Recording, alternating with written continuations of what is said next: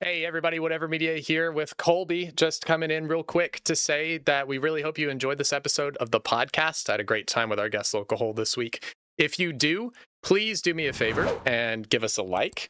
Another thing that would be really important is subscribing to the channel if you really enjoy the pods and other content. We're on the goal to hit 1,000 subscribers. So if you want to help us get there, I would greatly appreciate you to hit that subscribe button, ring the bell if you want to get notified anytime a new episode goes live.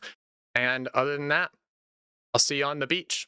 Hello, everybody, and welcome back to the Yap of Exile podcast, where discussion topics, side tangents, and hot take rants are indistinguishable from one another. I am your host, WhateverMedia, also known as the Rat Lord, and today I am joined by a fellow POE creator and streamer, a newly established challenge run enjoyer, and a POE crafting extraordinaire. It is the Lolcohol himself. How are you doing, my friend?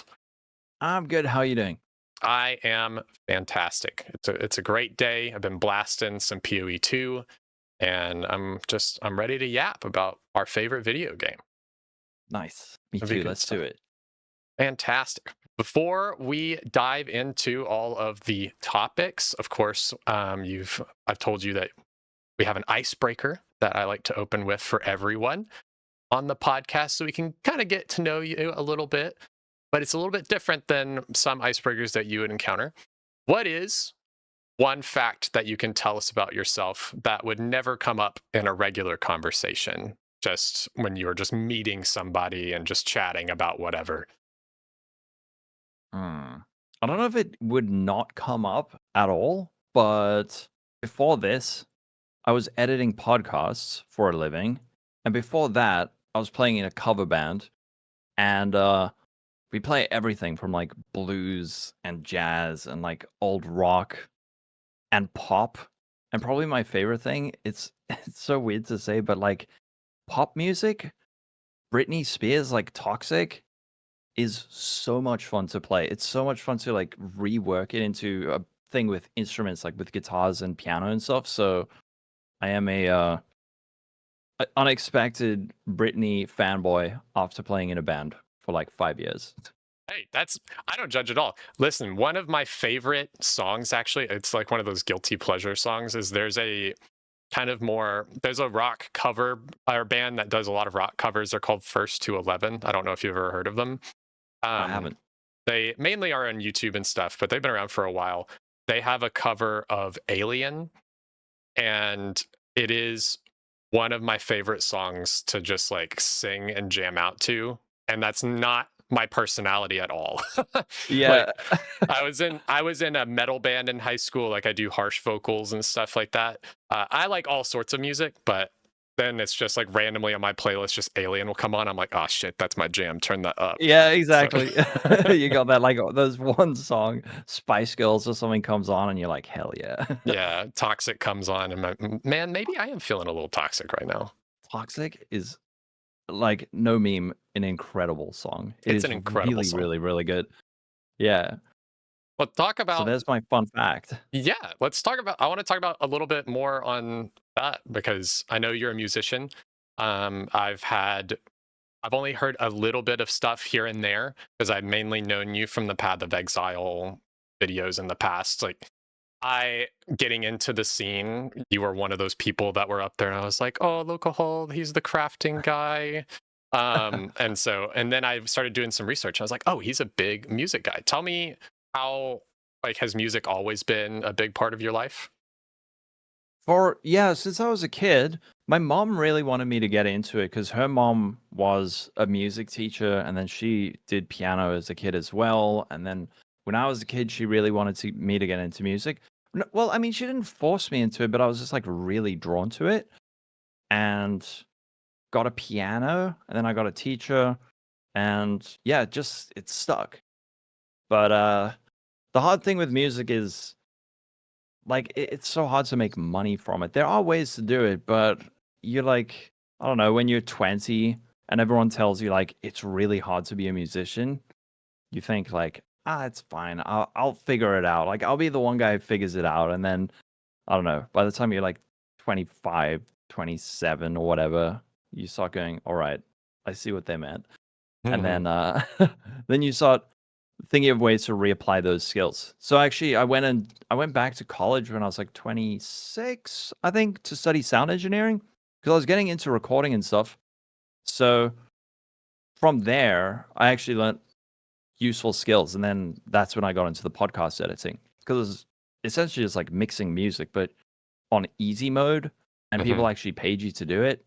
So I did that, and that gave me time to do Path of Exile on the side. So it all it all kind of worked out in a weird way. And a lot of those skills that I've used from music and editing, I still apply in other ways to videos and things. Like I don't know, like pacing and stuff. When you're writing a song, you have like an idea of pacing and stuff. You can apply that to videos and stuff as well. So all those skills did come in handy, but just not in the way you ever expect when you're like 10 years old and you're like, I want to be a musician when I grow up. Yeah. No, I relate to that actually because from when I was young, probably it's probably like 13. I got involved in like a ministry thing and started doing like sound mixing for that stuff.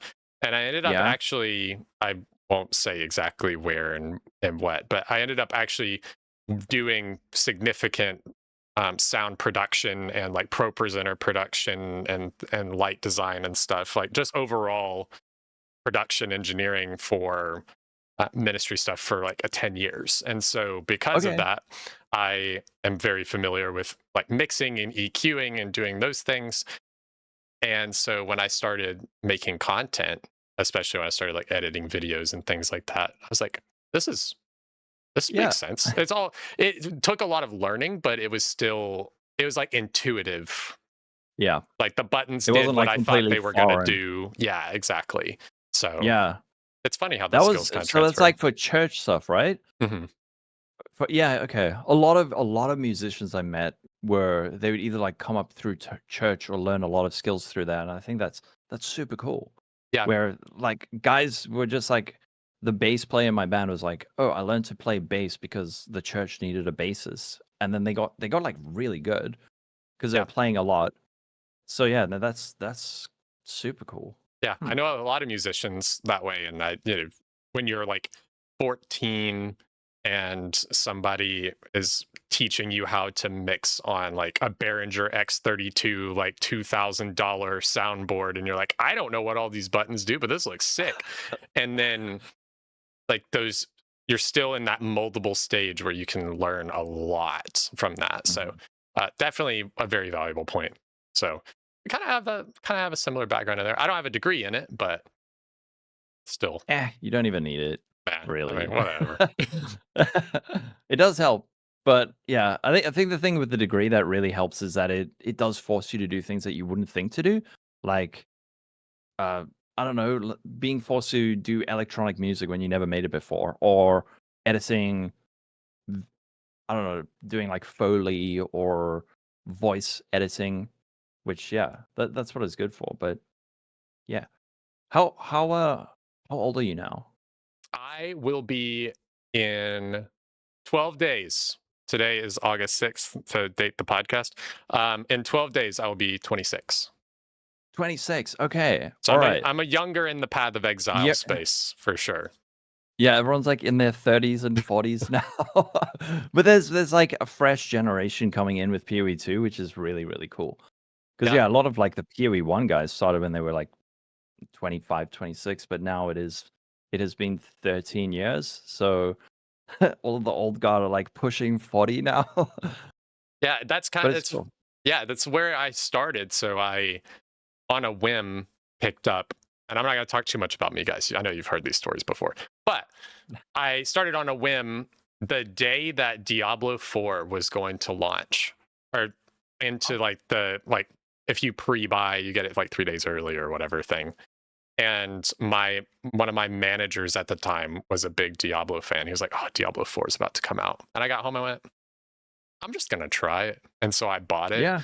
I really enjoyed that first experience. Baby's first ARPG is it leads very well to all roads lead to Path of Exile, and Yep. I watched. the campfire for the following season. I was like, oh, that looked okay. And then I saw POE 2's reveal stream was immediately after that. And so I tuned into that and I watched that and I was like, I need this game. I need this game so bad. And so, yeah. And now you're hooked.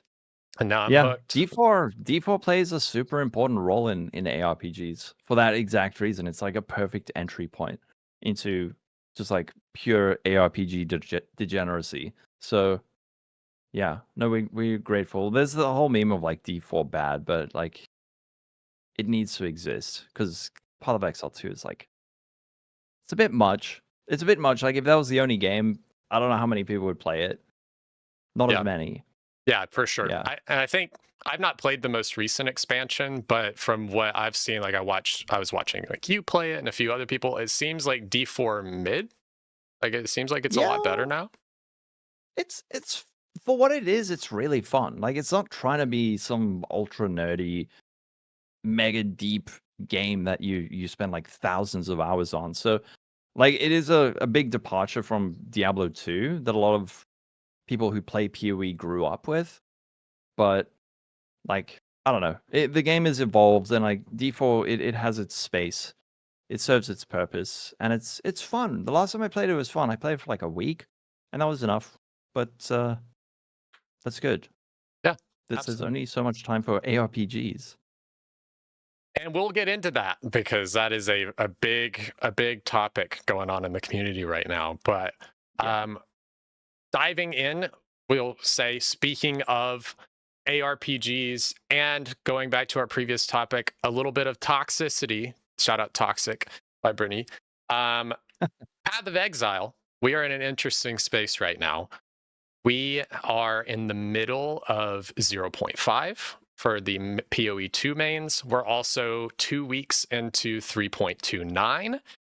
And I know you've had a interesting experience with 3.29. I was listening to like your pod with my homie Blaze and a few, and just like hanging out in your stream and talking about it. But I wanted to kind of take that and ask you, how are you feeling right now with all of the Path of Exile content? There's a lot of discussion on PoE fatigue. How do you feel about it as a full-time content creator? Mm, I, yeah, I am feeling like I need a break from PoE 1, but it's more to do with just like the decisions that have been made with the game over the last 3 leagues. And I'm kind of kicking myself a bit because the problems that people are complaining so much about this league, I have been saying it for more than 8 months, where I've been like, why are you just like taking the fun stuff out the game and like making the game smaller, removing the top end strategies? And finally now like the big guys are saying it and it's finally getting attention, but I'm like, man, I should have kicked up more of a fuss about that cuz it's like I've been saying it, man. And another league is it depends what kind of player you are. Like if you're playing SSF or you like making builds or whatever, the league there's plenty that it offers. But if you're a certain kind of player, the game just feels really stale at the moment. But it'll get better. Like it's not there's like a grand conspiracy that people are saying that they want PoE 1 to die. They deliberately killing PoE 1 so that everyone plays PoE 2. And like that's ridiculous. That is so ridiculous. And yeah, at the same time, 0.5 was so good that I didn't feel finished with it. And also, yeah, there's actually too much PoE now. Where we're going every 2 months doesn't really give you enough of a break between leagues if they're good. If the league's bad, then it's like you play a couple of weeks and maybe you stop and you get enough time off. But if the league's good, just doing back to back to back leagues, I just need a bit of space. So anyone who's like worried that I'm not into PoE 1 or I'm like leaving it forever, that's not the case. I think taking a league off is probably healthy. Yeah, yeah, I would Yeah. agree. Do you play PoE 1? I do. It's You do. interesting. So I am one of the people, and I actually have noticed specifically in the kind of the hardcore circle that I'm in, because I'm mainly a hardcore player. overall. Okay. I play everything, but mainly focused towards hardcore. But a lot of the hardcore players that I've been spending a good bit of time with started with PoE 2 and have since gone back to try PoE 1, which is where I was. I played PoE 1 for, I think it was like an hour in 2017 when it first launched on Steam, and I had no idea what was going on, didn't get off the beach kind of thing. And then I went back after PoE 2, and so 3.26 was my first proper league into PoE 1, the first league that I made it to maps and started doing the things. Mercenaries was really fun. I enjoyed that. I didn't even get my void stones. I just was like playing maps. I don't even know if I finished my atlas. And then 3.27 came out. It's pretty good. 3.28 I really enjoyed. I am one of the people who is like, this league is amazing. But for me, and it's interesting because I know that you had said that it was like for you on that one too, I think, on Mirage, because it was kind of more of what you were already doing. But for me, Yeah. who's experiencing it as new content, I was like, more of the new Yeah. content. Yeah. So it's Yeah. A interesting. lot of the problems were like, it's a problem if you've played 10,000 hours of Path of Exile. So if you haven't, there is still an infinite amount of stuff to do. So yeah, like even a bad PoE league is still going to be really good. Yeah. And And I think now, especially with the after that dev interview with Ziz, I think the next league should be great. I'm really hoping. yeah, I'm really hopeful even for the changes that they've already announced, but we'll see. Yeah, We'll see how that goes. I know they dropped the patch. I've not touched it yet. Um, I'm I'm curious. I'm really excited for 3.30 to see where, because I feel like this is going to be their first real foray into having like 3.28. They had their team and they were able to do some in-game reworks. Like they changed the atlas and how that works. I don't know. I kind of prefer how the old atlas was after playing it for a couple leagues. it feels weird now. I don't know what it is. There's something about it that just feels a little bit off. I think Yeah. it's like having to go to specific corners to unlock stuff feels a bit strange. But I Yeah. also can't quite put my finger on it. Yeah, it's interesting because when they first made the changes, I was like, oh, this makes perfect sense. It's PoE 2's Waystone system, like not having to roll for specific map layouts. That's great. That's great quality of life. It's very similar quality of life to the socket change, which is massive. But it does feel odd. And I had this happen with Mirage where I finished my Atlas, I got my Void Stones, and I'm an SSF player. So I don't usually interact with trade and stuff like that. So I'm not worried about blasting for currency or anything. And I made a couple builds and then I was kind of just done. Yeah. I didn't play for that long. And that's kind of been the same for All Flame. I'm working on it on the side. And I'm gonna, by the time the league is done, finish my Atlas, kind of play it in downtime. But I'm not really worried about blasting it like crazy because I wanted to go back and play more PoE 2. Yeah. So PoE2 is interesting. so good at the moment. I've seen so many people who genuinely despise the game, especially because I'm a part of Exile 1 creator. A lot of my community was part of Exile 1. They were all PoE 1 players. And especially during, I think, 0.2, there was so much anger around the game. And people just saying, like, this game is dead, deleted, it's trash, like, it's never going to be good. And now a lot of people are coming in and they're saying, part of 0.5 was so good, and I hated Path of Exile 2, but 0.5 was so good that I'm struggling to play PoE 1 now. Yeah, So, it does yeah, feel that way.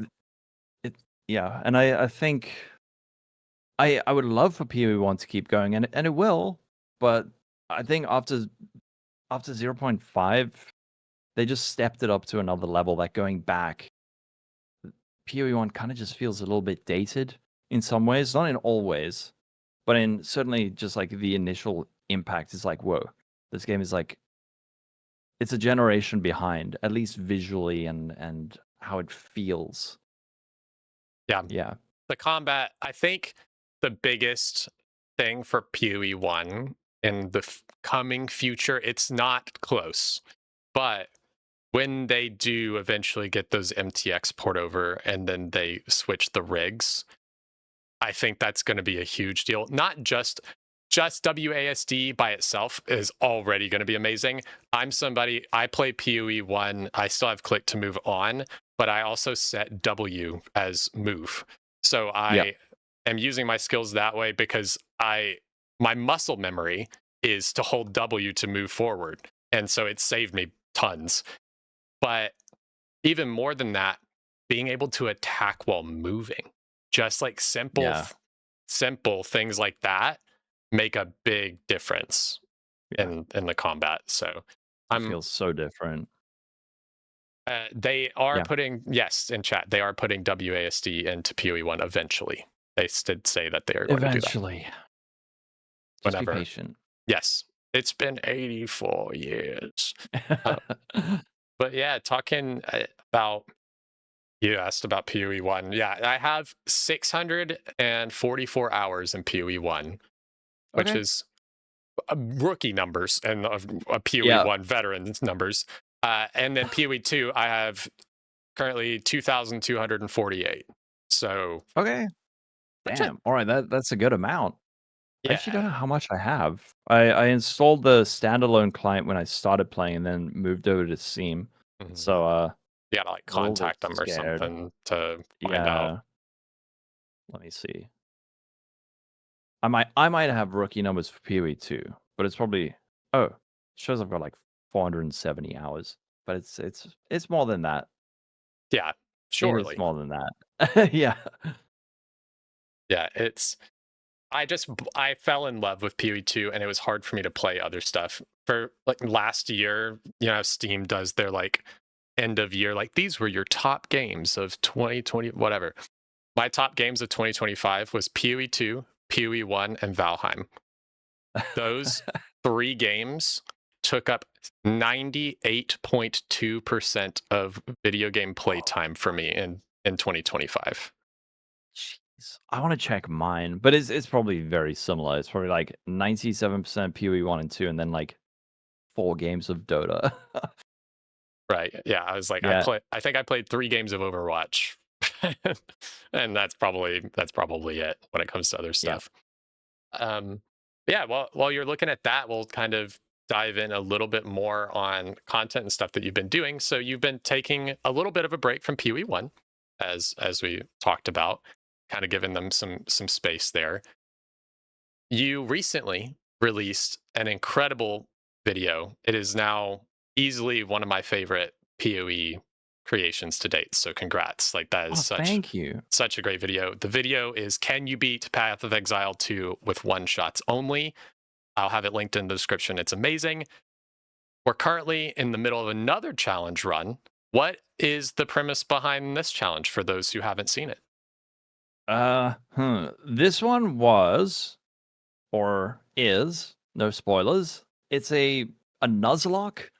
I don't know if you're familiar with like Pokemon Nuzlocke challenge runs, but it's self-imposed challenges where you can only take the first Pokemon you find in a route, and often you can't use. There's like hardcore Nuzlocks where you can't use items in boss fights and all sorts of rules. So I kind of reappropriated that into Path of Exile 2 run, where it's I can only take one item per zone, and I can only what were the other ones? I spoke to you about this. One Mm-hmm. item per zone, no floss in boss fights.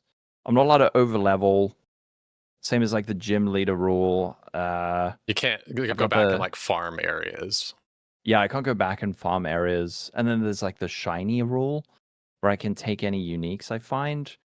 Uh yeah, basically just like making the game unpleasant to play. But also it seems unpleasant, but it's actually so much more fun because now you have all these limitations where and yeah, we spoke about this where you said should it be would it be closer in line with a Nuzlocke if I could only take the first item I find?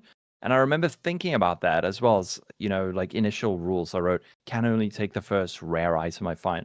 But I thought it's actually more interesting when you, let's say, have 4 rare items and you really want all of them and you can only take one. And then you ID that one and that's like the one you take. And then you have to throw the rest on the ground. Obviously after IDing them and then being disappointed. But yeah, that's the premise behind it. And it's hardcore SSF, of course. So that run is in the works, shall we say. I don't want to spoil it.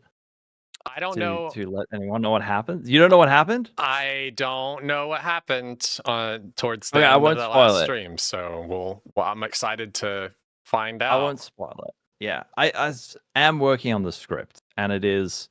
I think this new one should be better than the last one. The tone of the last video was a bit like. I mean, I liked it, but it was almost like a bit dramatic and serious. Whereas this next one, I think, is gonna be more fun and like jokey, but it'll still be interesting and take it seriously, but be a bit more fun. Yeah. The So yeah, the last one, to be clear, the last one is amazing, like I said. But I do see what you mean with the tone. If it reminds me a lot of, I forget the name of the character in mythology, but the guy who's like eternally having to push the rock up the hill.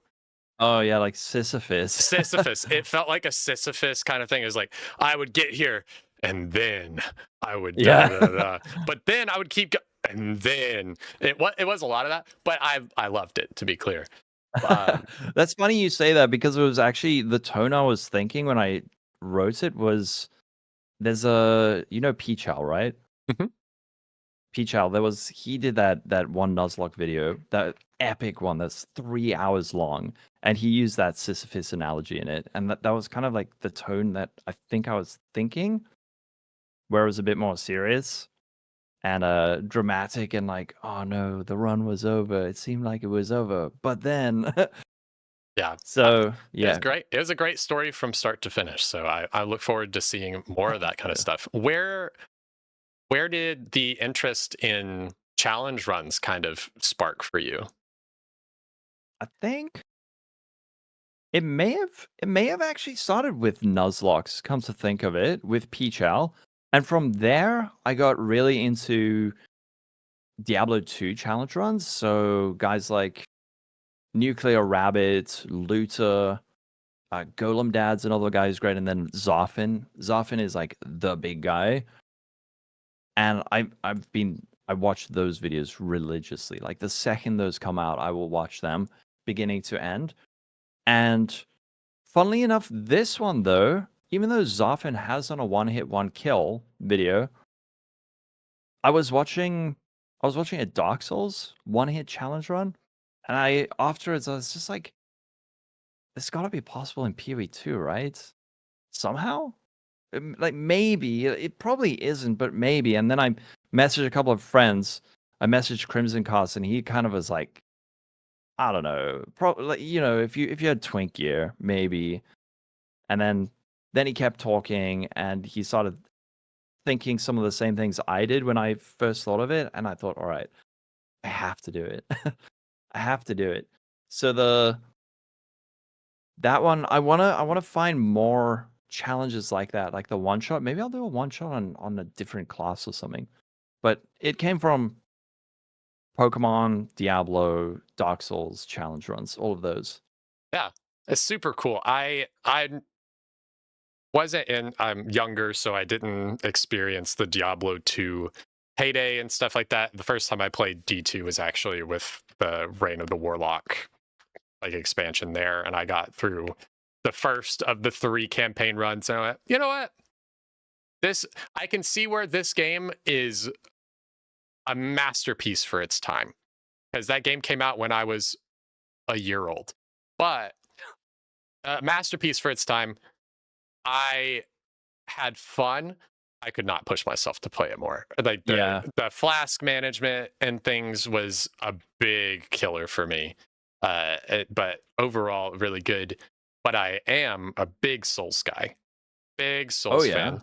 And so you can't see it because of my green screen, but I have like Bloodborne and Dark Souls and Elden Ring displays on the wall behind me and stuff. Big fan of that. I have probably 5,000 hours in Dark Souls 1 alone. Whoa. It's a lot. It's a lot. And Wow. Okay. yeah, so I've done a lot of the challenge runs and the randomizers and those things. So that kind of content really does appeal to me. I did I didn't end up making a video out of it because I kept dying, and I for some Oh reason no. did it. I should have done this video idea in softcore SSF so that I could just make sure that it was like a good concept and stuff rather than just sending on a hardcore. But what I did was I did similar to probably what you saw Ziz do in PoE 1. And I think he recently did in PoE 2. I did a gold found challenge. Hmm. And so we made it, we did a few revisions. After a while, chat was like, okay, you can have skill gems and support gems. Cause I was like, it's a level 1 skill gem and a level 2 skill gem and then a level 5 and then nothing until like level 13. Like it was rough Whoa. trying to do that. That run, doing it super hard mode with like 1 support, I made it to Geonor and died to Geonor, Oh, which I thought that's a pretty good it's pretty run. good. Yeah. And Yeah. I was doing like poison bow too. Like I was playing a class I was more comfortable with, but not like meta. And then when I talked it through with chat and they said, okay, you can have those things. And I was like, okay, I'm not going to have any runes. They said, oh, I can't remember who in chat said it, but it was a brilliant idea. They're like, oh, when you kill Geonor, he has the Ezomite runic sword. So when you kill him, Ah, then you can start seeing and using runes that you find. that's cool. I was like, okay, let's build some lore into it, do those things. So then I was like, okay, I'm doing a gold found run. I got to play a mercenary because he's in it for the money. So I was doing the lore run and everything. We were playing grenades. I was trying to do tactician grenades.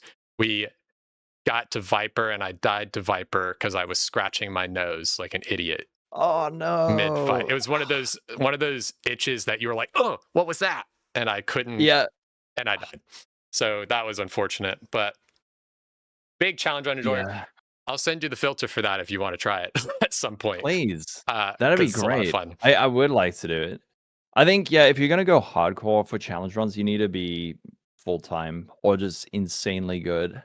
Because the moment it's done, it's like, okay, well, there goes, 20 hours of my life.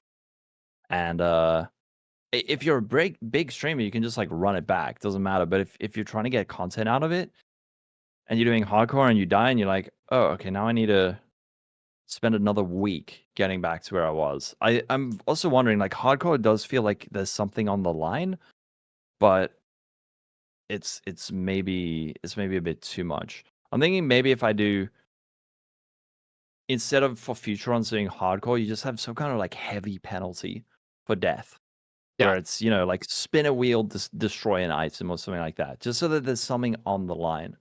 Because Yes. it changes it, man. It like changes the way the whole game feels. That is a big thing. When I saw Ziz doing the like medium core stuff, where he was like, "Oh, if we're playing soft core, but if I die, I have to delete an item, and this person has to Yeah, delete an item." That idea is so good that I want to do something like that. I want to do so many challenge runs, but I'm not even done playing the main stuff yet. You know, Temmie's League just launched. I know you're doing your run in Temmie's League, even yeah, though you're doing a SSF. And I'm blasting there. I just cracked the top 100 because I started late, but nice. it's feeling great. But I just want to keep playing PoE 2. It's Yeah. hard to even think about PoE 1. And then I finish stream and I do those things. I'm like, okay, I'll play my SSF PoE 1 character. I'll do a few maps and start. I want to finish my Kurak pass and finish my Atlas and stuff, but that's all the It doesn't main. hit the same. It Yeah. doesn't hit the same. This podcast has been probably the most tangenty, rambly one so far, which I'm honestly excited for because that's what it's about. That's fine. um, Yeah. but we're kind of all over the place, so I apologize. But No, no, no, it's good. I'm enjoying it. It's a conversation. yeah, an interesting thing for me. I want to see if you feel kind of the same way. Bring it back a little bit when it comes to PoE 2 versus PoE 1 right now. In Mhm. PoE 1, when I'm playing, I feel like I'm as again, SSF player, so I'm not thinking about the economy stuff. I'm kind of going in to complete checklists, I feel like. So I'm going into, I want to get my Vault Pass done because MTX sounds great. I want to finish my Atlas to say that I did it and experience all the content. I want to run a couple different archetypes. I was really hoping they would do self-casting buffs. I was on a pod with Definitive, and that's what he asked. I was like, dude, please, they need to buff self-cast. It's so having to life stack and then do 3 backflips to be able to do damage as a Yeah. self-caster feels really bad. And so then they did it. I was like, okay, well, I have to do self-cast then. So I started Arrow's Holy Flame Totem build, and then Oh, okay. yeah, just to kind of get going. And then I re-rolled SSF. I lasted approximately 1 day in trade, and then re-rolled SSF, and I have been building my first character or self-made build ever, and POE1, and I'm Yeah. doing a Ethereal Knives Assassin, and that has been. Okay. It originally was a Bladefall Blade Blast, and then I Yeah. switched because I was doing that with like cast on crit and spell slinger and trying different things there, and I wanted to go to just the one skill, but Mm. yeah, I got to the end of that and I was like, man, everything in PoE1, it feels like there's so much to do, but I don't know why I'm doing it. Yo. Yeah, yeah, yeah. I know what you mean. That's hmm. You don't know why because what an ARPG comes down to is you kill monsters to get loot, to kill harder monsters to get better loot, to kill harder monsters to get better loot on repeat. But it's so hidden. It's so well hidden within all the mechanics and things with the game that you don't really notice it. The moment you start getting burnt out is when you start going like, what am I doing? Like I'm killing monsters to get loot, to kill monsters to get loot. Like what's the point? And that's where all that aspirational stuff that has been removed from the game, that's where it really hurts.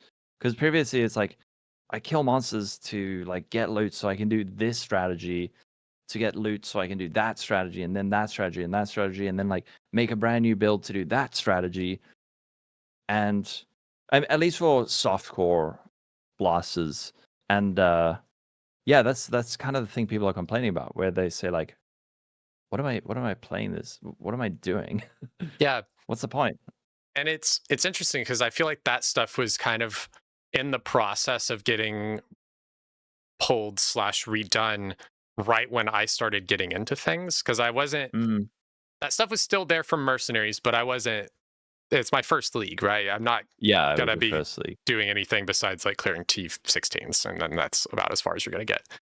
And so by the time I got good enough at PoE1 where I could get strong enough to like go fight an Uber, uh, it the stuff was kind of didn't feel like it had purpose for me to do that Yeah. besides to say that I did it, which is fine. Accolades are like Mm, just saying that you did it is good, but it felt weird because while they were doing that in PoE1, we have this huge PoE2 patch who changed the entire end game. And even now, even if I wasn't playing in Timmy's league and doing all of these things, and I was still blasting the main league, I finished all the Atlas trees and stuff, but there's still these. I've not gotten an Alder's Legacy. I've not gotten that. I can't remember which one is, but the permanent buff that you can get, like a yeah, like plus the skill boon, or the right? boon. Not found anything Mm, like that. I have not found some of these uniques and things. I farmed Bodak for like 3 days to get the liminal coil wand because I wanted to do a build with that and doing different things like that. There's so many chase things now in PoE2's endgame, but there's so much more clear yeah, yeah, yeah, yeah. to They're more clear achieve. because there's even now there's less stuff to do in PoE2 than PoE1, and like less aspirational stuff. But I don't know, it just feels like you said, maybe it's just clearer. Yeah. And the loop, Yeah. I feel like the loop itself feels stronger, being able Mm, to go and say, okay, I'm going to do expeditions until I get this stuff and I'm just going to keep going that way. Or in PoE1, I'm like, okay, I need to run Toxic Sewer Blight. and I need to run that Yeah. for 25 maps to try to get some oils that I need so that I can to get the, again, SSF mindset, but so to get this Mm. annoying. Or if you were in trade to get the currency that I need to do this thing, right? And that becomes stale a lot faster than PoE Yeah. 2 for me. I think the other thing is just like PoE 2 feels so good to play. The sound design and the visuals are just it is it just feels good to play. So it's not like a lot of builds in PoE 1, so many of them do feel like pretty good, but I was playing Arrow's Ice over Elementus, and that was pretty fun, but going from like a cold build in PoE 2 to a cold build in PoE 1, I used to think like, oh, Herald Shatters in PoE 1 are like the most satisfying thing. And then there are like Herald Chains in PoE 2, and it is on such a different level that when I was playing PoE 1, even when I was playing like an Ice Herald build, it just felt like fluffy. I don't know how to explain it. PoE 2, you can feel it. It's just way more visceral, and the sound is just way more punchy. And then PoE 1, it's just sort of like it didn't really hit as hard. So like actually playing the game didn't feel as fun. Yeah, PoE 2 kind of, I think the way I've described it before is that it feels like it has like the combat has weight behind those Yeah, things. Like it does. those big swings or those big shatters. My favorite interaction currently in the game is and I'm so glad that it's still in. I thought it was going to get gutted this league.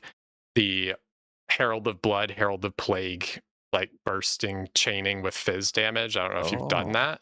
I haven't Um, done that. No. so similar to how you used to be able to chain Herald of Ice, Herald of Thunder, Uh-huh. you can, if you're doing a poison skill, like I like doing like poison burst, Pathfinder type stuff. So if you're doing that, big fizz hit, you can have bursting plague on it, spread some poison. But if you also put bleed on it, bleed 3, you're not even trying to scale the bleed, but it procs Herald of Blood, which explodes and does AoE damage. Oh, And then you put chance to poison and bleed back on Herald of Blood because it won't bleed yeah. by itself, which causes those blood explosions if the explosion kills to chain, which is nice. And it also Ah. spreads poison, which chains Herald of Plague. And it just Do like, you have a build that uses that? I've done a lot of builds that use it. I'll send you some stuff with it, but Yeah, send me something. I really want to check that out it's because that super cool. those kind of like herald chaining explosions is my favorite. Yeah, and it's super awesome. So any fizz stuff, like you literally just you put on both spirit gems. You can even do it technically without Herald of Plague. It just doesn't like Okay. it doesn't what's the word I'm thinking of? Proliferate. Proliferate. Yes, it doesn't Yeah. proliferate as much, but Okay. you can do some crazy stuff. But I like doing the like toxic rain kind of play style. So I was like, oh, I'll do the toxic burst and or poison burst and toxic growth thing when they changed that in 0.3. And then in 0.4, hey guys, found it. And I was like, no, no, it's going to get gutted. And surely enough, in 0.5, it got gutted. But it's still good, but it did get hit pretty hard. Just not as good. Um, Yeah. yeah, so that archetype is really fun. But I'll show you some stuff on that. Um, Mm. but Yeah, yeah, the existential horror of Fubgun playing your build a league after you did it. It's just like, oh god, it's GG's. It's over. yeah, it was the first time I'd experienced the like, oh, are you playing the Fub Gun build? I was like, no, no, I'm not. No. I've been You're like, it's playing not his. I've been playing Poison Pathfinder since 0.1. Leave me alone. I Um, know. That is the worst feeling when someone popular starts playing a build or an archetype that you've been playing for ages, and then people are like, "Oh, why you're playing this person's build?" And you're like, "Come yeah, on, man!" It's like, or it's even worse when they're like, "Oh, you're just playing the meta thing," and it's like, I, I, it, I'm not playing the meta thing. I just like I am the meta, but by mistake. Yeah, that Because yeah. tips Fedora. I was meta before it was cool. Like it's just It how it kind is. exactly, it's kind of how you wanna say it. It's like, I was playing it before it was cool, but you can't really say that, Yeah, because but then that's what you you get wanna canceled. say. Yeah. Oh man, yeah. But that is coming back to it. That is the thing about Period Two. Is it just that moment to moment gameplay? You could say meaningful combat or whatever you want to meme about, but it Yeah, is. It just feels so good to play, and almost yeah. any build feels really weighty because whether it's a big swing or you have these big AOE pops, the ice shattering in PoE 2 is second So to good. none. It is so good. So good. And That's just, like, incredible animation combined with, the sound design in PoE2 is unparalleled. It is so good. Those guys don't get enough credit because it just when sound design is exceptional, you don't really notice it. Or you'll say something like, "Oh, the combat feels so weighty and it feels so good," and, like but without that excellent sound design, it doesn't feel the same. And I think that's part of the reason I remember D4 feeling a bit, I don't know, just not as good. It's just because the sound wasn't as good. yes. Yeah. And there's Yeah. something about that. It was like that in D4. And also, like, if you play like slams in PoE 1 where you're like automating war cries and stuff, where your character's just like, ha, ah! Like Yeah. that, that really takes me out. And so I get it. But what I do challenge people to do who say like PoE 2 has more weight and stuff, like myself, do one map with your headphones off. Don't listen to the Okay. game and just Yeah. experience it. You will notice how much the sound design adds to the That's a weight good of those idea. things. Like that's to me, that's just I do that sometimes because like I live with a roommate. He'll be coming in and talking to me about his day or whatever. And I'll be Yeah. like, okay, like da da da da da. Take my headphones off, and I'm just mapping. And I'm like, this feels different. It feels Yeah. different. It's weird, I but wanna do that that's cool. just to try it, yeah. Well, continuing on our trend of PoE 1 with PoE 2 stuff, um, I wanted to ask you, we've touched on the end games. What is one thing that you would like to take from PoE 1 and apply to PoE 2 and vice versa? If And you vice had if versa. you were sat down and they said, Mr. Cahol, you are in charge. You can make one decision for both One games. decision. Oh, one decision? The one thing that really it feels like less of a problem this league, but the Path of Exile 1 passive tree is vastly superior to the Path of Exile 2 passive tree. So where PoE 2 is excellent and PoE 1 is excellent, but for different reasons, I think build making in PoE 1 is much more interesting and complex, but that's mainly just because the game has had a lot longer to have things added to it and mechanics to play with.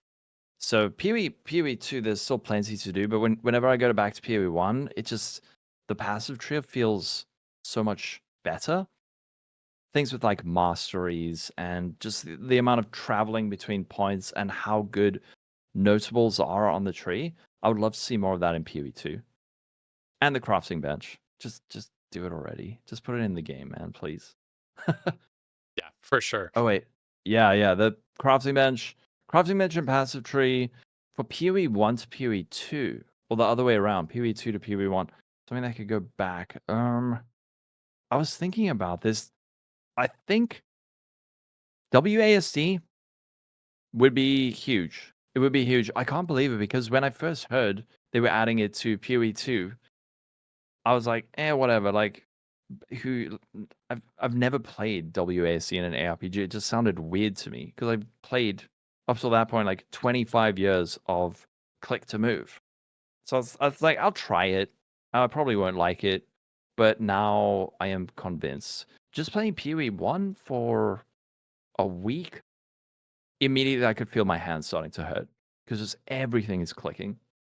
Click to move. Even I've bound move only on F in PoE 1 for the longest time, but even that, it's just like it doesn't feel as good to me. So WASD for PoE 1 and crafting bench and updated passive tree for PoE 2.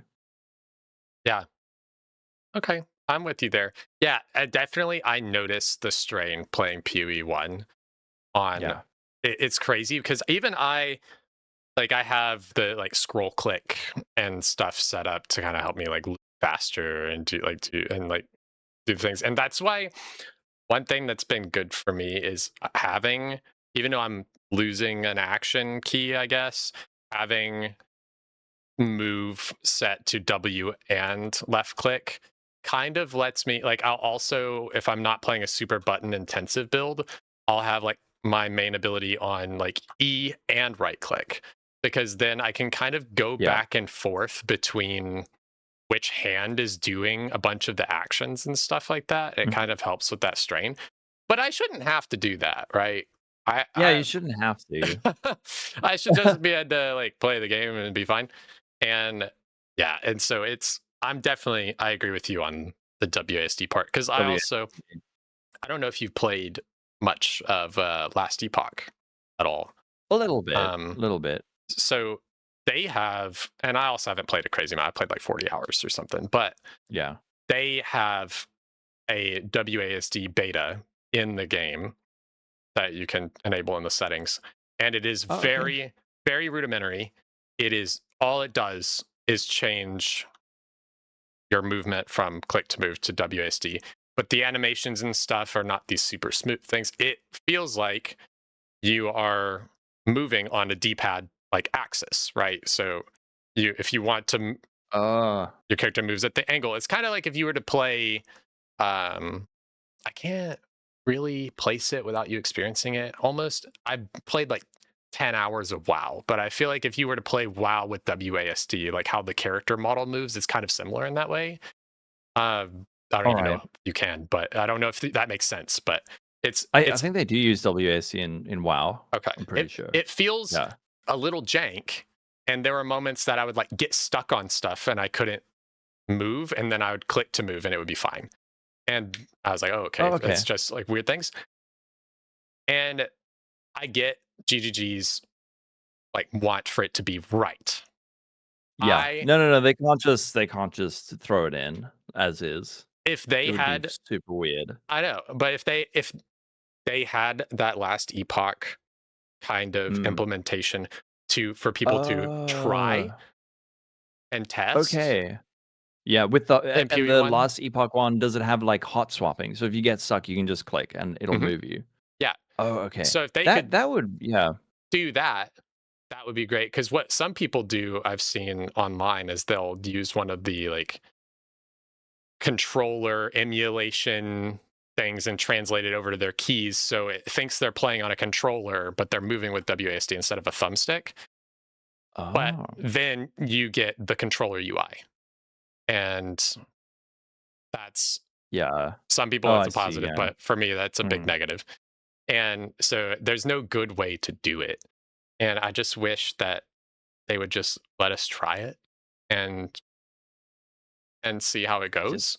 let's see how it but goes. but I wish I had more action keys so I could just label W, A, S, and D all to move Mm, and or something. But true.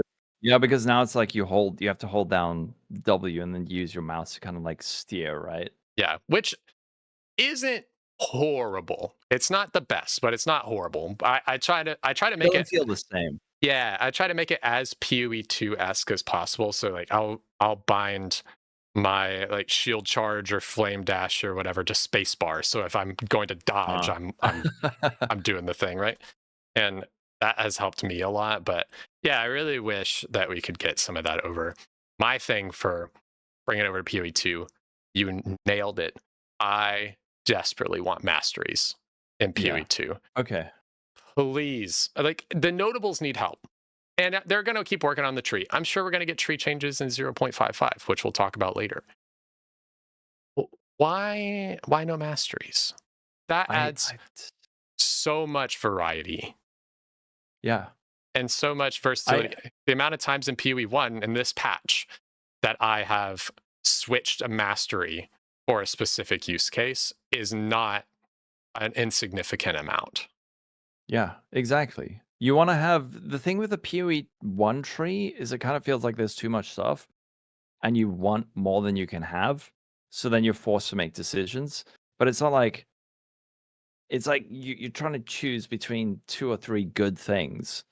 And you could, and then that's like where the build crafting comes in. And adding in masteries on top of that is, oh, should I, instead of getting this wheel right here, should I go over there to get that, I don't know, fire mastery wheel just for that mastery because it's so good. And I don't understand where their hesitation is with that. I don't know. They're probably going to add it. Let's face it, they're probably going to add it at some point. But yeah, I agree. Why not? Because the Yeah, PV2 tree currently feels like, okay, I take that thing that is like made for this build, and then that thing that's made for this build, and that and that. It's like it can be a little bit obvious where it's a little bit limited where you get to the point where you like, I guess I'll take that thing over there because I don't know what else to take. Whereas PoE1 is like, I wish I had another like 47 points to make this build perfect. absolutely. Yeah, and PoE Yeah. 2, by the time I would say level 90 is a good like even number, but even slightly before that, like 87, 88. Like if you don't have all of the nodes that you need by then, you probably don't have a great tree because Mm. you like at level 88 to level 90, I don't know what to do next with my points most of the time. If Yeah. anything, I'm pathing towards like a couple crit chance nodes or the typical jewel slot. Um, the thing is with PoE1 that gets me is the masteries make me feel like I'm doing something special. Like I'm finding those little interactions that you just don't feel as much in PoE2. Where this build that I'm playing now, for example, I was playing and I was looking at the masteries. I was like, wait, the life mastery that makes it cost 15% of the skills cost in Hmm. life. And then I'm looking over at this Fizz mastery. I was like, 40% increased Yeah. damage to skills that cost life. I know exactly what Oh, you're talking about. Yeah, that there's a seems little cool. combo. And I'll try that. I'll do that thing. And immediately I was like, this feels great. I wish that I could have those little moments in PoE 2, but I don't. What I'm scared of in PoE 2 is the cluster jewels. I'm scared.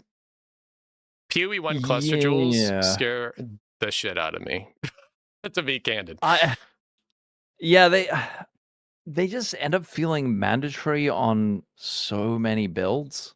I don't love them. I really don't love them. A lot of times I've put out a league starter build for PoE1 and it doesn't have cluster jewels. And you just constantly get asked, where are the cluster jewels? Where are the cluster jewels? Where are the cluster jewels? You know, like they just like can be a bit of a pain. But at the same time, I'm just looking at a pub now.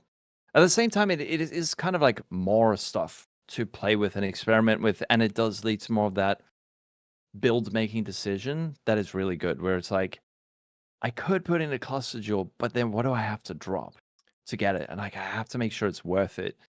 But a it is a lot. So I wouldn't hate if they added it. I do like clusters, I think, but dude, crafting cluster jewels in PoE 2 though, how is that even possible? well, I think I don't know how you would do it. it's scary because we kind of have a glimpse of that with voices, right? Where you can get this jewel that lets you have multiple jewels. If you look on PoE2 Ninja and you look at the heat map for the passive tree, it's hilarious Oh because yeah? there is just a large amount that is just a wheel around the passive tree grabbing jewel slots. Like it's a lot. That's not good. Yeah, that And is not good. the difference between an in-game build in PoE2 needs a bunch of jewel slots to be this crazy min-max. And I feel like that's the same thing with PoE1. I have followed some build guides exactly in PoE1 to the point even that the gear is very similar. And I've not gotten to the cluster jewel part yet. And the difference between me having two cluster jewels and not having two cluster jewels is like 15 million DPS.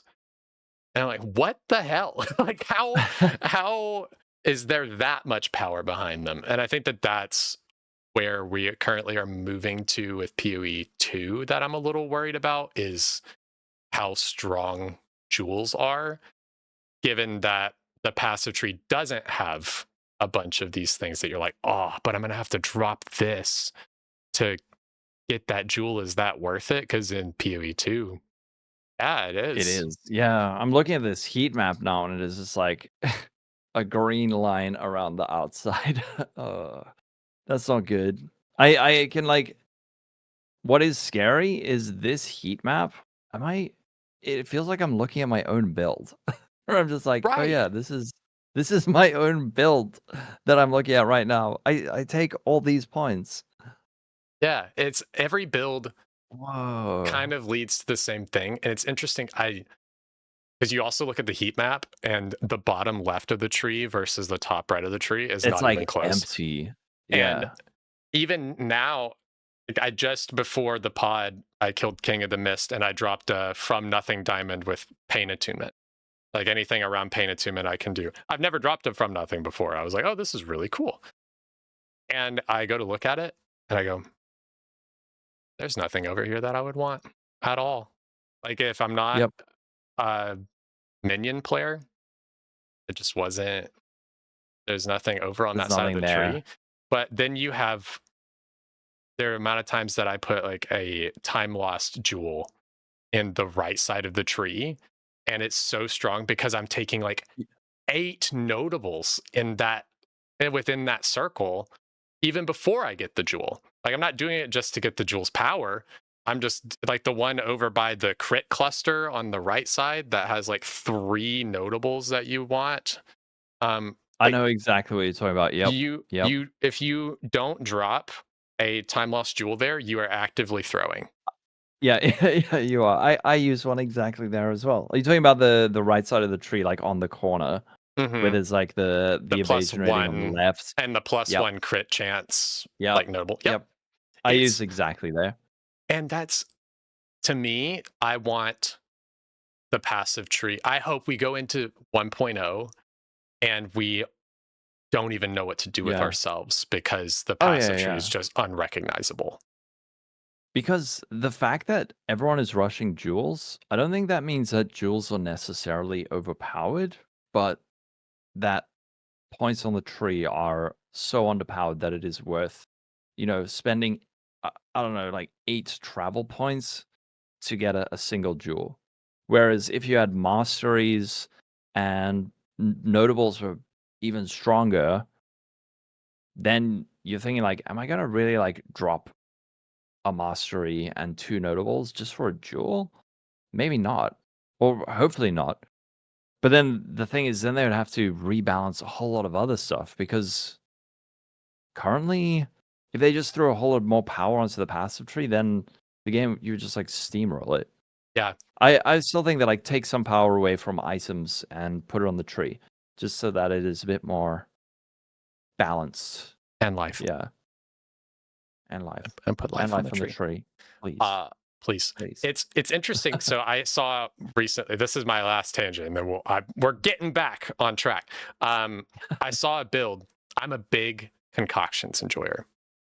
And Oh yeah, in PoE 2, you are not allowed to be a concoctions enjoyer. I don't know if you were aware.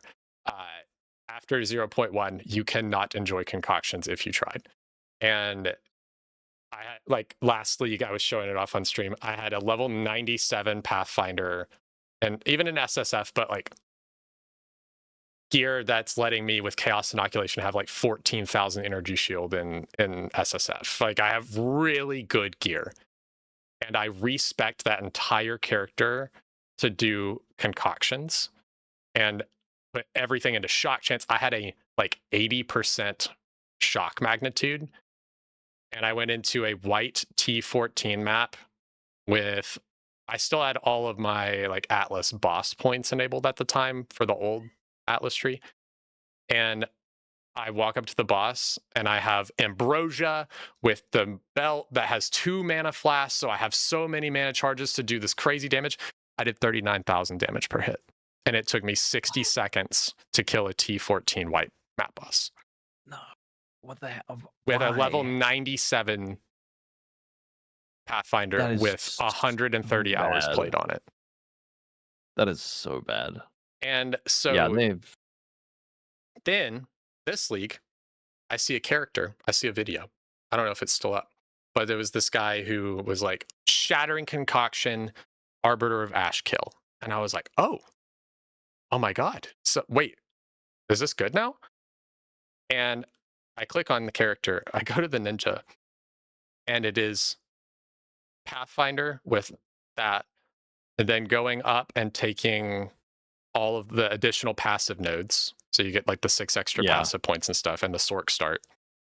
And that top node, I don't know if you've played the Pathfinder since they changed it, you can, rather than taking attributes, you can also do 5% damage, 5% global defense, and 5% mana Yes, cost. yeah.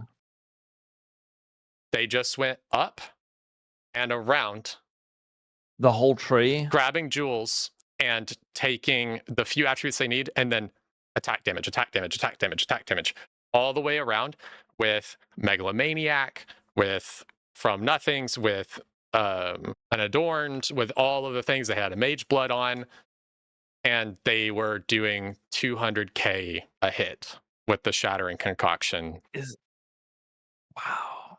So Wow, okay. this is a twofold story, because one, concoctions Yeah. are still bad, even with all of that investment.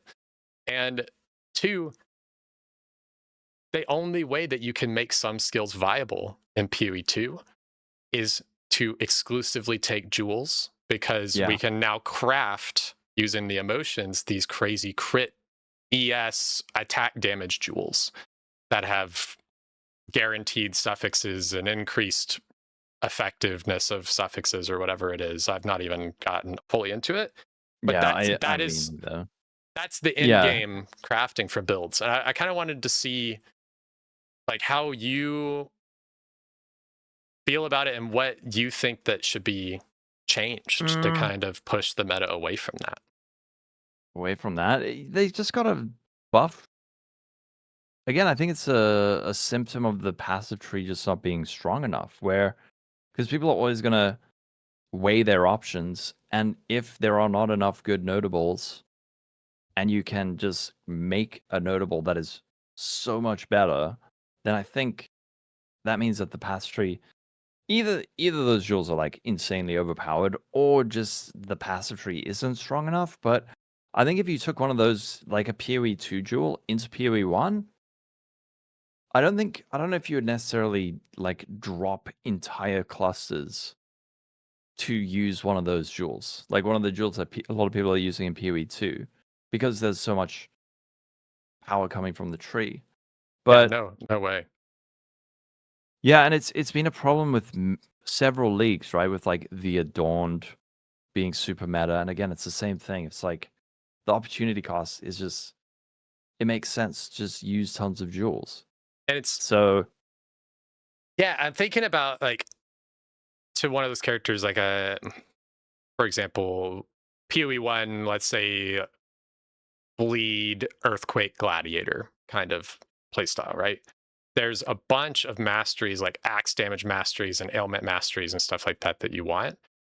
And I wouldn't sacrifice one of those wheels for a PoE 2 jewel, because yeah, not only is those 5 nodes I'm taking giving me 130% increased damage with axes or something, and like 90% ailment, where PoE 2 there's no way. yeah, But I'm no, also getting a mastery that makes my ailments deal damage 20% faster or something like that. Like those things that's insane amounts of power that is build enabling that I would not swap for a jewel. But we don't have any clusters like that in PoE 2 yeah. pretty much at all.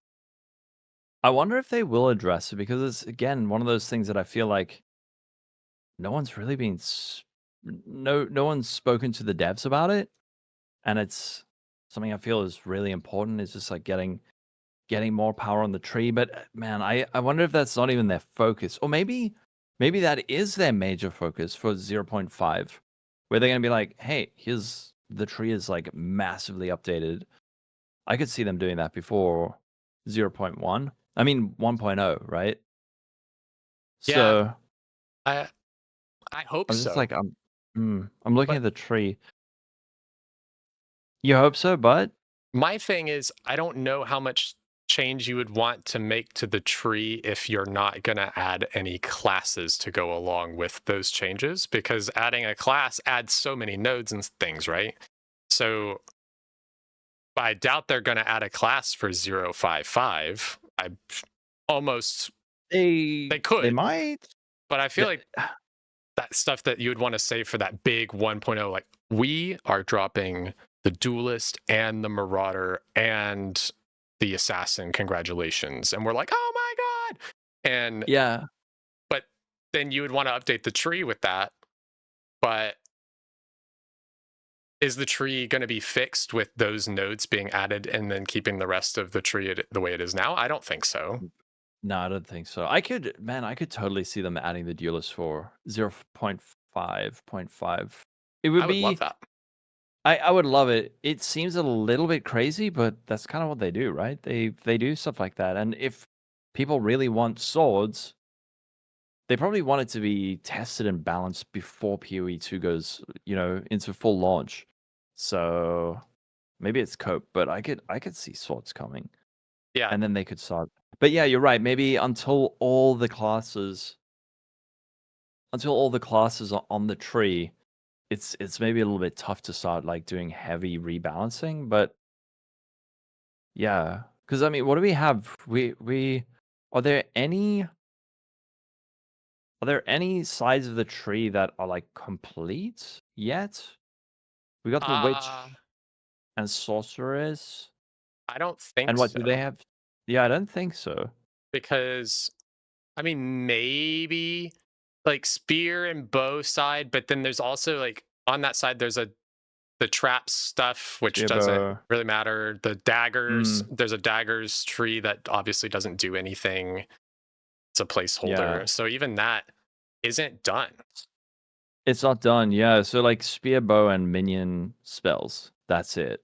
And even minion And then spells, I I've played a couple minion builds this league, just messing around with some stuff.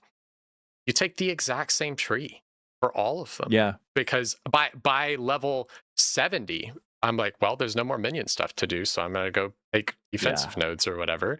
Like, I just don't, there's not enough. I think that the There's not enough. amount of stuff needs to be like doubled. Yeah, or just make more good stuff because I mean, I don't think we need more stuff, but looking at this heat map, you can kind of see there are a lot of gaps where actually I'm wondering do they have heat maps for PoE 1? Mhm. I'm kind of curious how that would look in comparison. Like how the tree would look in a on a heat map for PoE 1. I'm sure that PoE Let me Ninja has it. Um, but That'd yeah, be feel free very, to look very it up. interesting. Are you looking at it? I can share it with you. I can pull it here because I don't know what it'll do to the The um, thing that is interesting about this is on the PoE 1 heat map, there's almost no dead spots. Like there's it looks like everything gets taken, but on the PoE 2 heat map, I guess there's some points that are like traps or whatever, but there's something that's clearly just super bad that no one is taking. And the yeah. PoE 1 is just full because everything Yeah. is worth taking, even if like a cluster is bad, if it potentially has a good mastery, then it might be worth taking. It is interesting Really because interesting they're point like there. almost similar, but I don't know. There's something about the PoE 1 where there's just more stuff being taken, fewer dead spots, and yeah. But I mean, good luck to them trying to balance that because if you suddenly just like crank up the power on the tree, game is just suddenly way too easy. But I think it does need to happen at some point, especially with one of the big criticism I had of PoE 2 is that the variance on how the game feels to play is very reliant on, especially in the campaign, on your luck and Hmm. item management. So if you get like a good weapon, the game is super easy because you just deal so much damage. Whereas if you get unlucky, now it's like kind of hard. So if you like redistribute some of the power onto the tree and a little bit less onto weapons, then you get a slightly more balanced experience. You don't want it to be like identical, but you don't want some people are like taking a minute to kill a boss and some people taking 4 seconds just because they got a lucky drop. Yeah, I think the gear in PoE 2, that's another big topic that we don't even have time to cover, but gear in PoE 2 is so, you could have a carbon copy passive tree, including jewels. And if you have a 20% better weapon, it is just insane. Yeah. It's so much better. So much different. We went off on it. This is some of the most fun that I've had yapping about this stuff. So I really appreciate it because we're just having a great time here. Yeah. How did you feel on the longevity of the end game when you were blasting there? How do you feel about like the farming strategies and things that have been added to PoE 2? Because they kind of diversified loot a lot, going from like temple, which was like you run temple and you get currency, or you run the couple things that you can't drop in temple and you sell to the temple players. Like that was the economy in 0.4, it seemed like. And then 0.5, yeah, we have all these things of like, okay, you farm breach for these special caster bases and minion bases and catalysts, and then rituals now like the unique farm. Expedition has all these like big crazy drops. Abyss is like mandatory crafting stuff pretty much. You have all of this kind of diversified, dehomogenized, kind of similar to what they have been kind of doing with PoE 1. Do you feel like that has had the effect on the game and the economy in the way that Jonathan talked about him wanting it to be, when they talked about rarity being an issue, and he was kind of hoping that this would help a lot with the economy being able to like self balance itself? How do you feel on that? I think in some ways it was good. I wasn't super into the economy this league, but no, maybe I was. It's been a while since I did like trade league. Yeah. So I don't know what the state I don't know what it is now. Like, it's probably chaotic where there's just like not enough divine sinks in the game. So there's just constant currency flooding into the economy and not going out. So that would be good to fix, which they could do again with like a crafting bench or something like that. I'm gonna keep. I want the crafting bench back, but it's I'm trying to think. Oh, crafting. Oh man, crafting this league was horrendous. It was super bad. So there was like a big chaos sink, and that also did some weird stuff to the economy, especially with trying to buy like minor upgrades, because crafting just like a decent 4-mod item could be really hard. And sometimes you would find one on trade because like I'm playing a build that's not really meta yet, and then I'm just like, oh, I need a soft, cool, there's one, and it's like, I don't know, 2 divines. And then I put out a build guide, and now those saves are like 100 divines, and you can't just craft them. So like in that way, the economies was a bit frustrating, because I'd like to be like put out a build guide and say, here's how you craft a soft, do ABC, it'll cost like 10 divines. But this league was weird putting out a build guide, because suddenly just like the price of things, especially rare items, skyrocketed, because the supply, there was so hard to make things and so hard to get them. So in terms of that, it was a bit weird, but other than that, I felt like it was pretty good. I don't know what it is now, though. Do we have like 10,000 divine mirrors and stuff again? I have no idea.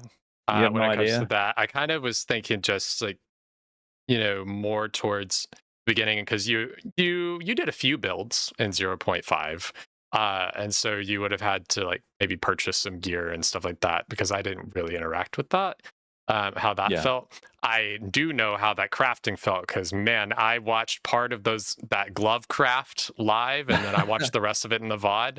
That Chad, if you've not seen Lolcohol craft some crazy gloves in PoE 2, You're paying it is that. amazing. Thoroughly entertaining, but not for the right reason. Yeah. Yeah, it's Yeah, wild. so that was I I love being self-sufficient in PoE 1 as well. Like I will craft all my gear as much as possible, but PoE 2 this league, the 2 times I crafted an item, I hated all of it. It was just so bad. And I think that has like a weird impact on the economy. Yeah, I think thinking about my answer for one of the previous questions, Yeah. because of all the stuff with the passive tree, I think I might feel like I want to redact my answer. And Oh, yeah. I do want masteries and things. I think the thing that I want more in PoE 2, not alterations. GGG, do not do that. Scouring orbs. You want scours? Whoa. Make them as rare as an annul or something. Don't make them like commonplace. Ah. But the idea of not having to hoard bases and do that with, where if I mess up a craft, I now have to put in 100 chaos to like remove some mods but keep some or whatever. If I could just go, I'm starting over, that would be amazing. That'd be amazing. I don't know how I feel about that now. Kinda. I used to be super big on the scour thing. I would prefer alterations to scours, Really? funnily That's enough. interesting. Yeah. Mm. Especially if you had like perfect and greater alterations. Because kind of, I mean, that's what the crafting system is currently now. It's just like alterations except with chaos orbs. Yeah, And that's true. it's just kind of crap. Yeah, I think that it's worse honestly with chaos because Mm. you're having to do it at a later stage in the item, right? And Yeah. you can't Uh, just do it on a magic base and then get ready to do the stuff that you need to do. You are getting those first few mods and then you gotta fracture hopefully and then chaos spam at the magic or at the rare level. So you have to it's so if you want to get it it's down you have to just annul and then you gotta hope that you get the right mods. It's crazy to try to craft an item. yeah. Oh, it's rough. Oh, I'm just seeing what Fluffy says. For any non-PoE one, little time investment PoE one players, what does a scour do? It Oh just yeah. makes an item go back to normal rarity. So it So removes like all resets it. mods. Yeah. Yeah. So scour orbs remove all mods, make it a white item. So in PoE 1, you in theory would farm, say you want this certain wand. You farm the content until you drop the eye level wand that you want. And now you have your base. And now you craft on it, craft on it, craft on it. Unless you fracture a bad mod or you like ballot or something and brick it, you always can just scour it and start over if the craft is not going the way you want and you still have that base rather than having to pick up every single wand base that you find and you transmute and aug it and then those mods suck so you and then alk it to try to re-roll it and then that doesn't work out and then you're like, well, vendor bonk, kind of Yeah. thing. So yeah. The reason I think scours wouldn't work in PoE 2 without alterations is it would just turn into format an item, fracture a modifier, scour it, and then augment scour, augment scour, augment scour, augment scour, which is kind of what people are doing now with like chaos, chaos, chaos. So it's just like an extra click. I guess you could do that now Do that with a with nulls, I guess. yeah, you could do it with the nulls, but you couldn't go back to magic rarity. That is correct. Yeah. But if you made them rare, because in PoE 1, I think the thing is that like you just have scours. Like everybody has scours. Yeah. Or why not? The other thing you could do is have alterations in PoE 2 that are like remove add. So it's the same as Hmm. like I don't understand why alterations don't exist, at least as like a remove add, the same way that chaos orbs are. Because it's the same functionality, it's just that it doesn't exist for magic items. So and people just are the lack of alterations is just leading people to be like transmute and alt, transmute and alt. So people are like, oh, I don't want alteration in the game because it's so much clicking. It's like That's people more are doing clicking. that now, but it's like it's more clicking because it's annul, click, transmute, click, or buy 50 bases, True. or yeah. So It's I could see interesting. like alterations remove ad, but then I don't know. I still think you could have a crafting bench where you could pay, let's say, 400 alterations, and you get the mod. You can like select the mod you want. So Why what not? what you're saying, I know you've not mentioned this at all during the podcast, but you're saying that we should get the crafting bench back. I know this is a fresh Yeah, idea, but fresh idea, but like an updated one, mhm. an I updated crafting bench. I think we need it anyway with the amount of insane runes and all the things that we're getting access to now. Like if I could have Yeah, a crafting bench style menu to be able to see all that stuff rather than trying to do it in my tabs, that would be I don't know what they were thinking with that. They're like, so instead of adding a crafting bench, we're gonna add 4,000 runes, which is somehow less intimidating. I don't know. uh, We will see. I have faith in them. Like, give them the space to try stuff in case maybe they do find the thing that is way better. But eventually, start saying like, all right, nothing worked. Bring back the thingy that worked because it's super good. yeah.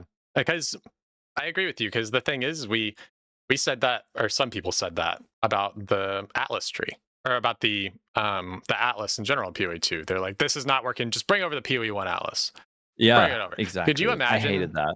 how bad? Yeah. And I was one of those people at a time Oh, really? where I Okay. was like because it was and I think it was not rose tinted glasses for PoE 1, but like a freshness almost of like, oh, I this feels like it makes way more sense. And this was before the changes that they made to in 3.28, but it makes more sense. Just yeah, just do something like this in PoE 2. Just change it a little bit. And now that we have the zero point 0.5 Atlas, I'm like, do not do that. Please Dude, don't yeah, do yeah, that. yeah. Please, it's so much better. I could see the potential with the PoE 2 Atlas.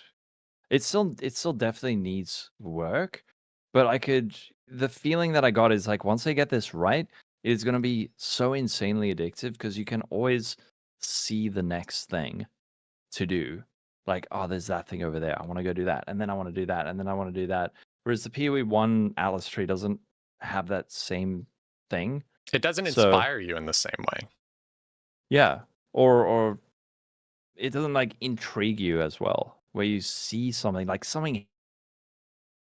Oh, we had a little moment of freezing there, but it's Sorry, okay. We're back. I'm back. Um, Yeah, we were talking about the Atlas tree yeah. and how there's like so many the not the Atlas tree, but like the Atlas overworld. Mhm. How there's gonna be so many cool things on it. So yeah, that's a good example of that. Like, don't necessarily just default to the thing that works in the other game because, like, yeah, I would agree. Like the passive tree. I mean, the Atlas overworlds is better in PoE 2 than the Atlas thing in PoE 1. Mhm. Yeah, I think that for me, the biggest thing, and this is the last thing we'll touch on. Um, I think the biggest thing to change about the PoE 2 Atlas overworld is I think that there just needs to be less nodes. I think that you have to they're like the maps are too close together. Like Oh, okay. you're having Right.